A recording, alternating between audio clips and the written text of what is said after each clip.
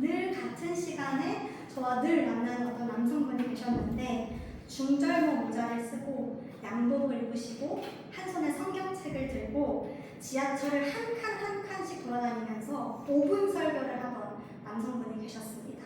제가 전도사인 걸 알까 모를까 늘 궁금하긴 했는데 그분이 등장하면 제가 끼고 있던 에어팟의 보이즈 캔슬링을 끄고 볼륨을 좀 줄이고 그분이 무슨 이야기를 하나 귀 기울여 듣습니다. 그분의 이야기는 대부분 천국 이야기였습니다. 여러분이 죽어서 천국에 가야 하니 지금 예수 그리스도를 믿으십시오 라는 이야기를 5분 정도 설교한 뒤에 다시 다른 칸으로 이동해서 이렇게 5분 설교하는데 어느 날은 마지막 칸에 제가 앉아 있었는데 마지막 칸에 앉아서 하남 시청역까지 같이 타고 온 적이 있어요. 말을 걸까 말을 걸지 말까 고민하다가 괜히 걸면 좀 많이 길어질 것 같아서 걸지는 않았습니다. 요즘 그분을 못 봐서 조금 아쉬운데요. 매주 그분을 볼 때마다 저분이 말하는 천국이 과연 무엇일까 궁금해지곤 했습니다. 그래서 물어보면 선생님이 말하는 천국은 무엇입니까? 라고 질문을 하고 싶었는데 요즘은 만나지 못해 물어볼 기회를 잃어버렸습니다. 여러분 천국에 가고 싶으십니까? 네. 안 가고 싶으신가요? 저는 천국에 가고 싶습니다. 왜 우리가 흔히 아는 지옥불에 떨어지고 싶지는 않거든요. 저도 제가 좋아하는 맛있는 음식과 좋아하는 사람들과 천국에서 살고 싶습니다. 우리 모두 마음에 천국 소망을 품고 있습니다. 천국, 하나님 나라가 우리가 죽어서 가는 미래의 소망인 것은 부정할 수는 없습니다. 그런데 성경이 말하는 천국, 저는 오늘 하나님 나라라고 표현을 할 텐데 하나님 나라는 우리가 어딘가 도달해야 하는 하남시, 광주시와 같은 지도 위의 한 지점은 아닙니다. 목적지가 아니라 하나님이 다스리시는 곳, 하나님이 통치하시는 곳, 하나님의 통치가 일어나는 현장이 하나님 나라라고 성경은 말하고 있습니다. 내가 오늘 누군가를 대하는 태도, 내가 살아가는 방식, 내가 맺는 관계, 그 자리에서 하나님의 통치가 일어난다면 우리의 자리가, 우리의 오늘이 하나님 나라가 된다는 것이죠. 하나님 나라는 우리가 이 생에서 모든 시간을 다해서 죽어서 가는 미래이기 전에 오늘을 살아내야 하는 삶이어야 합니다. 제가 어린이들 사역을 하면서 천국에 대한 이야기를 막 합니다. 그럼 얘들아 우리 말씀을 듣고 그림을 그려보자 라고 하면 모두가 똑같이 그리는 그림 하나가 있어요. 뭘까요? 뭘 그릴까요? 천사? 구름을 그려요. 하얀 뭉게의 구름을 꼭 그립니다. 모든 어린이들이 거의 그랬어요. 물론 안 그런 어린이도 있었는데 모두가 하얀 구름을 그리고 자기가 좋아하는 음식, 강아지, 좋아하는 사람들의 그림에 그립니다. 흰 구름이 상징하는 것이 무엇일까? 말하지 않아도 대충 하나님 나라를 어린이들이 이렇게 생각하는구나를 흰 구름을 보며 우리는 알 수 있죠.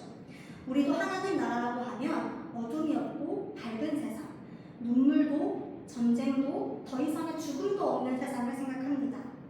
그런데 지금 우리가 사는 세상을 돌아보니 이곳에서 하나님 나라를 펼쳐내기는 좀 어려울 것 같습니다. 흰 구름은 하나도 없죠. 전쟁이 그치지 않고 매일매일 누군가 죽는 범죄 소식이 들려오고 갈등은 무수합니다.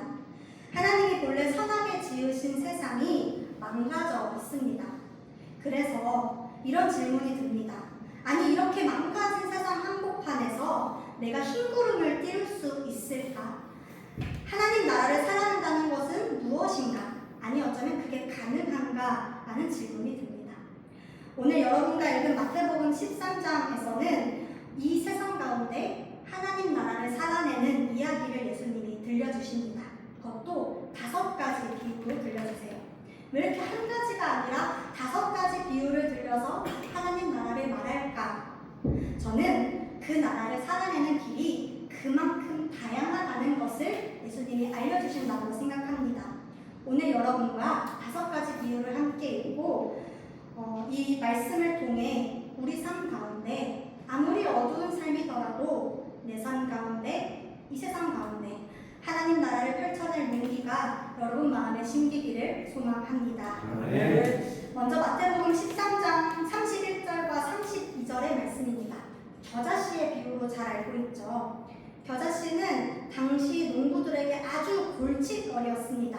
이건 약초도 아니고 관상식물도 아니고 뭔가 필요 없는 어떤 무엇인데 생명력은 왕성해서 다른 식물들이 자라날 자리까지 침범해버리는 풀이었습니다. 그래서 밭에 겨자를 심는다는 것은 상식적이지 않은 일이죠. 저도 어렸을 때 농사를 하면서 자랐습니다. 저는 농사를 짓는 학교를 나왔는데 여름에 매일매일 하는 일이 잡초를 골라내는 일이었어요. 잡초들이 얼마나 이 뿌리가 깊은지 호미를 파도 이 잡초가 매일매일 자라나는 것을 보면서 왜 잡초의 생명력은 1위도 강한가? 겨자씨가 제가 느낀 그 잡초 같은 것이었죠. 우리 밭에 잡초를 심지는 않잖아요. 그런데 이 비유 속 이 사람이 예사롭지 않은 일을 한 거예요. 밭에 이 잡초 같은 겨자씨를 심은 것입니다. 모두가 의뢰하지 않았던, 의뢰 심는 것은 아니었던 그 겨자씨를 심은 겁니다. 농부들이 이건 심는 거야, 이건 심지 않는 거야 하는 기존 질서를 흔드는 도발적인 행동을 한 것입니다. 그런데 예수님이 오늘 이렇게 말씀하시죠. 하늘나라는 겨자씨와 같다. 어떤 사람이 그것을 가져다가 자기 밭에 심었다. 예수님께서 겨자씨를 하나님 나라라고 말씀하십니다. 기존 질서 속에 들어와 사람들이 질서라고 세워둔 것을 흔드는 것이 하나님 나라를 사는 삶이라는 것이죠. 예수님의 하나님 나라 운동이 실제로 그러했습니다. 당시 성전체제 한복판으로 들어가서 사람들이 움켜쥐고 있던 그 기독권의 질서를 흔드셨습니다. 정결해, 아니 너는 부정해 라고 나누던 그 견고한 경계를 무너뜨린 거예요. 그 경계 안에 겨자씨 하나를 심으신 것입니다. 그러니 예수가 하나님 나라를 살아내야 돼 라고 말할 때는 세상의 질서에 맞춰서 얌전히 살아, 도는 도고 내는 내야에 맞춰서 사는 것이 아니라 도가 내가 될 수 있다는 상상을 하면서 살 수 있다는 도전입니다. 상식을 조금 넘어서 사람들이 세워둔 질서의 바깥으로 우리의 삶이 움직여 보는 것입니다. 하나님의 통치가 내 삶에 들어오면 지금까지 당연하게 여겼던 것이 흔들리기 시작합니다. 내 고집이, 내가 확신했던 내 성향이, 모든 것들이 흔들리게 됩니다. 거룩한 사건이 우리 삶에 침입해 우리의 경계를 무너뜨리고 그 안에 새 하늘과 새 땅을 열어가는 것이죠. 변화는 두렵습니다. 익숙했던 동네를 떠나는 것은 무섭고 새로운 사람을 만나는 것은 두렵습니다. 그러나 우리가 세월이 흐를수록 새로운 것보다 익숙한 것이 손에 잡히기 마련이지만 우리 삶의 이 흔들림이 나를 무너뜨리는 것이 아니라 하나님께서 우리 삶에 들어오시는 거룩한 침입이라고 생각한다면 두렵거나 무섭거나 하는 것이 아니라 나에게 새롭고 설레고 도전이 된다는 것이죠. 우리 삶이 겨자씨를 심는 삶이 된다면 하나님이 끊임없이 우리 삶에 거룩한 침입을 하실 것입니다. 거룩한 침입을 즐길 때 우리 삶에서 하나님 나라가 나타나게 되는 것입니다. 33절에서는 하나님 나라를 누룩으로 비유합니다. 유대 전통에서 누룩은 부정한 것이었습니다. 없애야 할 것인데 하나님께서 그 부정한 것을 하나님 나라라고 말하신 거죠. 누룩이 하는 일은 반죽에 스며들어서 조금씩 그 덩어리를 부풀리는 일입니다. 한순간에 일어나는 일이 아니에요. 누룩이 들어가서 이 반죽을 부풀리는 데는 시간이 필요합니다. 서서히 천천히 누룩 가루 섬알의 큰 반죽이 점점 부풀어 오릅니다.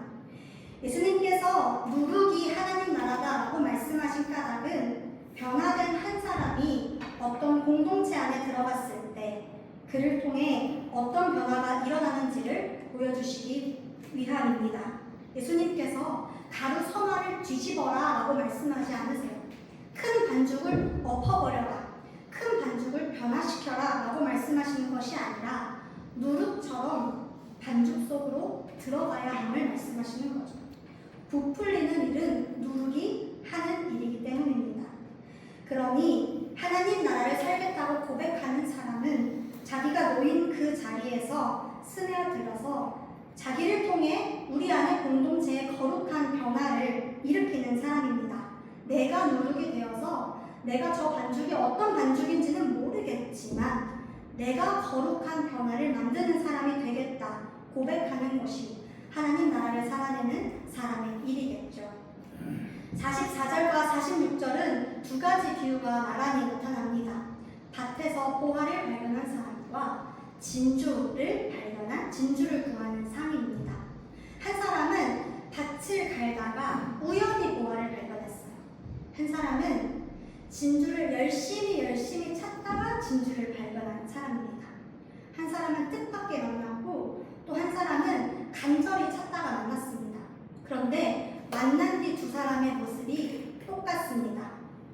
둘 다 자기가 가진 모든 소유를 팔아서 그 하나를 샀습니다. 성경에 보니 가진 모든 소유를 팔아 진주를 사고 보화가 묻힌 밭을 샀다고 합니다.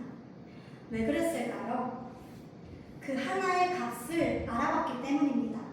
내게 여러 가지가 있어도 그 소중한 하나를 만나면 나머지를 내주는 것이 아깝지 않은 일이 됩니다.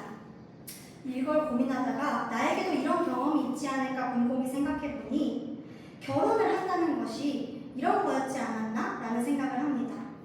저는 다른 사람과 만날 우수한 가능성을 접어두고 한 사람을 선택해서 결혼을 했습니다. 왜 웃으시죠? 제가 만날 여러 가지 가능성, 여러 가지 사람들이 있었는데 저는 소중한 사람을 만나서 그 사람을 선택해서 다른 가능성을 접어둔 거죠.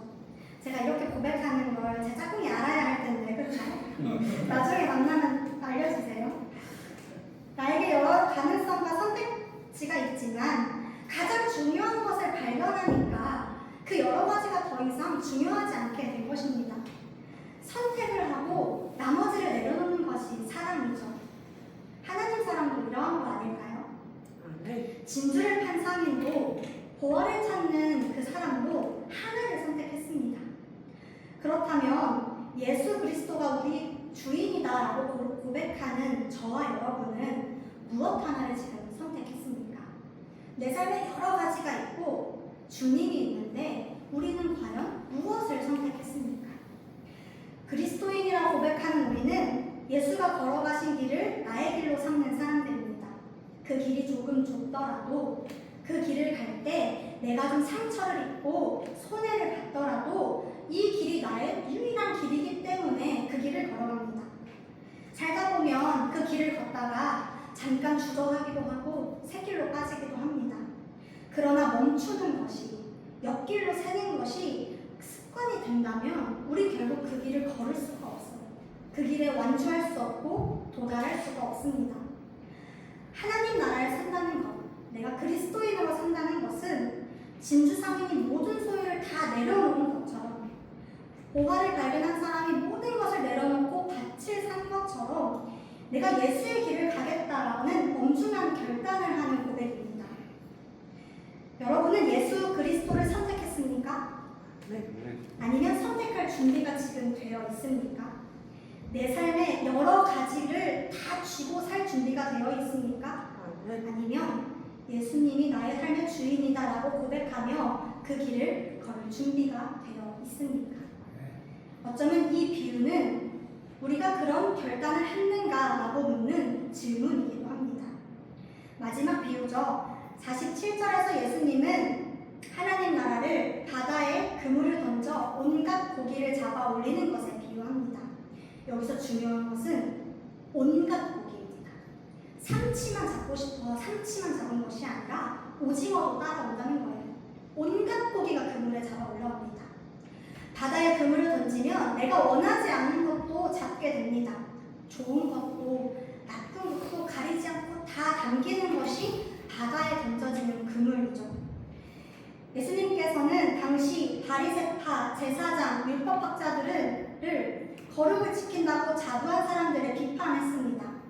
정결한 것과 부정한 것을 갈라서 너는 거룩하지 않아, 너는 거룩해 라고 이렇게 사람을 갈라놓는 것을 비판하신 분이 바로 예수님입니다. 그들은 자신들이 거룩의 수호자라고 말했어요. 그래서 그들이 날마다 부정한 사람들은 성전 밖으로 내쫓았습니다. 그러나 예수님께서는 그 성전 밖으로 나온 사람들을 바라보셨습니다. 병자들, 귀신 들린 사람들, 세리들, 여자들, 어린아이들, 죄인이라 불리던 모든 사람을 그물처럼 품으셨어요. 그물은 모든 것을 담습니다. 나쁜 물고기, 죄인, 세리. 그것이 무엇인지 규정하지 않고 일단 다 잡아들입니다. 그리고 난 후 48절과 49절의 말씀처럼 골라내는 것은 사람의 일이 아니라 하나님의 일입니다. 하나님이 골라내실 것이니 우리가 미리 할 필요가 없다는 것이죠. 제가 인생을 산 지는 얼마 되지 않았습니다. 30년 인생밖에 되지 않아 우리 어른 성도님들 앞에서 이렇게 말하긴 좀 민망하지만 제가 살면서 시간을 지나면서 느끼는 것은 자꾸 만나게 되는 사람만 만난다는 거예요. 제가 이제 일을 시작하고 제 인생의 울타리가 딱 정해지니 새로운 사람을 만날 기회가 없습니다. 학교를 다닐 때는 내가 원치 않아도 새로운 사람을 만났는데 나와 좀 다른 분야의 사람들과 만나 대화할 기회가 있었는데 일을 시작하고 나니 비슷비슷한 사람들끼리만 매일 만납니다. 그래서 비슷비슷한 사람들끼리 맨날 똑같은 얘기를 하고 살아요. 아마 성도님들도 지금 삶의 울타리가 그런 매일 만나는 사람들과 만나고 인사하고 이야기를 하시겠죠. 다양한 사람들을 만나게 되는 것이 점점 줄어들고 있습니다. 그런데 그렇게 다양한 사람들을 만나고 소통할 수 있는 곳이 제게 딱 한 곳이 있습니다. 바로 교회입니다. 딱 교회에서만 이렇게 많은 사람들, 서빈이부터 우리 성도님들까지 다양한 연령층과 대화를 할 수 있어요. 우리 청년들과 제가 하는 일이 다른데 청년들이 하는 새로운 일을 새로 들을 수 있어요. 성도님들이 가져오시는 새로운 음식을 먹으면서 매주 새로운 경험을 합니다. 교회는 연령층, 직업, 어떤 다른 자리에 머문다고 해서 흩어지는 곳이 아닙니다. 어떤 조건 때문에 들어오지 못하는 사람이 없는 그물과 같은 것이 바로 교회죠. 교회는 다 품는 곳입니다. 서로에게 좋게 조건을 들이밀면서 배제를 하거나 골라내는 것은 교회에 모인 우리가 하는 일이 아닙니다. 그 사람이 어떤 사람이든 우리는 그물처럼 품어야 하는 사람입니다. 그것이 하나님 나라를 살아내는 사람의 삶이죠. 내가 선과 악의 척도가 되어서 사람을 판단하는 것, 저 사람은 이래, 저 사람을 심판하는 것, 밀어내는 것, 저 사람 좀 잘못된 것 같지 않아? 문제가 있는 것 같지 않아? 나랑 좀 다른 것 같지 않아? 내가 저 사람 하는 일을 봤는데 좀 이상한 것 같아. 이렇게 밀어내는 것은 우리의 일이 아닙니다. 우리는 그저 겸허하게 그물이 되어서 그리스도 안에서 온갖 것을 풀어내는 사람이 되는 것입니다. 그 안에서 골라내는 것은 하나님이 하시는 일입니다. 예수님께서 이 하나님 나라에 관한 5가지 비유를 말씀하시고서 제자들에게 이제 물으십니다. 얘들아, 너 내 말을 다 깨달았어? 내 말을 다 이해했니? 그 제자들이 이해했습니다, 깨달았습니다 라고 답해요. 어쩜 이렇게 답을 할 수 있을까? 제자들이 정말 예수님의 말씀을 깨달았다고 했을까? 이건 무슨 뜻일까 궁금하니 이어서 말씀하십니다. 마태복음 13장 52절의 말씀인데요. 우리 함께 읽어볼까요? 마태복음 13장 52절의 말씀 읽어보겠습니다. 시작! 예수께서 그들에게 말씀하셨다. 그러므로 하늘나라를 위하여 훈련을 받은 율법학자는 누구나 자기 곳간에서 생각과 다른 것을 꺼내는 집중과 같다. 예수님이 이해했다는 제자들의 말을 듣고 복판을 말합니다. 그럼 너희는 곳간을 가진 사람이다. 곳간이 무엇인가요? 당장 오늘 쓰지 않아도 쌓아두는 곳이죠. 내 양식을 쌓아두는 곳이 곳간이죠. 필요한 날에 오면 꺼내 쓰는 곳이 곳간입니다. 제자들이 깨달았다는 것은 지금 당장 내가 겨자씨가 되어서 누룩이 되어서 내가 지금 당장 내 소유를 판다는 것이 아니라 이 5가지 비유의 말씀 말씀을 곳간에 넣어두게 되었다는 것입니다. 내가 지금 당장은 못할 수도 있어요. 지금 당장 겨자씨가 되긴 조금 두렵지만 내 곳간에 이 말씀을 넣어놔서 필요한 자리가 오면 꺼내 살아낼 것이 내 곳간에 생겼다는 것입니다. 낡은 질서에 서 있을 때는 겨자씨를 꺼내 심고 내 곳간에서 이 공동체 안에서 나 하나 변해서 뭐가 달라질 게 있어 라고 싶을 때는 내가 누르게 되고 결단이 필요하고 길을 잃었다고 느끼는 자리에서 보화와 진주를 선택하고 판단하고 배제하는 자리에서 그물을 꺼내는 것입니다. 곳간에 새 것과 옛 것을 함께 꺼낸다고 합니다.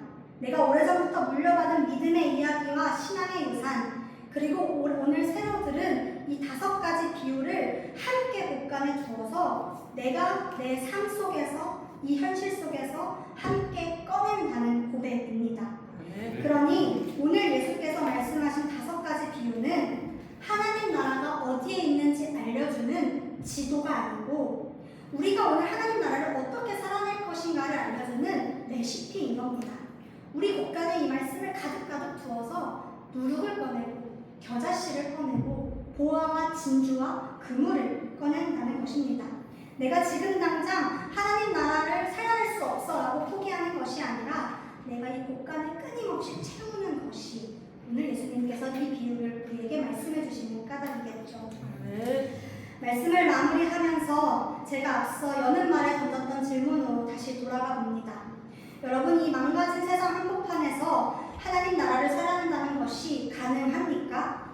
오늘 예수님께서 5가지 비유로 답해 주셨습니다. 가능하다.